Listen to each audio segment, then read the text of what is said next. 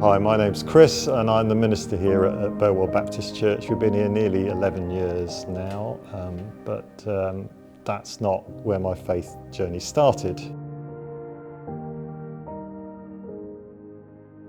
As a teenager, I would have called myself an agnostic or an atheist. My passions were science. They were really the only things that I was any good at. I wanted to go off and study chemistry and to become perhaps a forensic scientist, following the footsteps of Sherlock Holmes. I did indeed get to go to university. I went to the University of Surrey to study chemistry and was surprised and somewhat horrified to discover I was sharing a room with a Christian. I thought this was going to put a serious cramp on my social life, but we began to have some serious conversations. And as a fellow scientist, he was able to speak to me in a language that I understood, and he challenged me to read the New Testament for myself. As I started to do that, I became more and more convinced that the resurrection was a real fact. It was something that had happened. The empty tomb, particularly the sudden change in the disciples from people that were scared, hiding, confused, to being people that were willing to die, staking their whole life and future on the fact that Jesus had risen from the dead. I began to become convinced, so I went along to a Christian concert. Somebody came over and prayed with me and they said, "Well, what do you understand?" I went through the gospel as I understood it.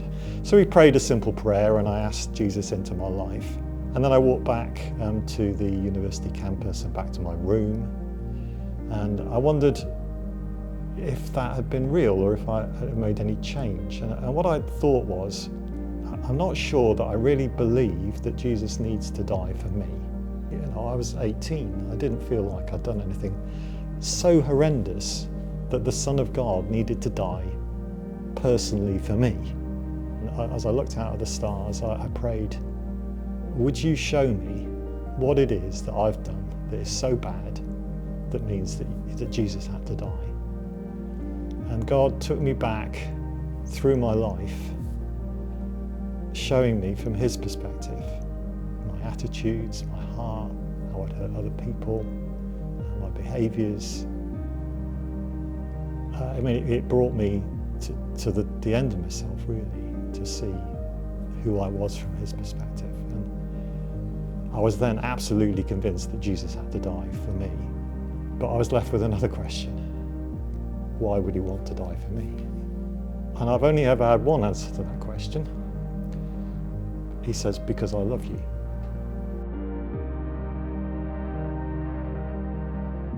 This is the most important question in life. What is the meaning of life? The purpose of life? Spend at least a little time trying to find out the answer to that question, rather than just living life and perhaps wasting your life. Read the Bible, find other people that are further on in that journey, but ask real questions. Don't settle for trite answers. Really find things that are going to be solid for your faith.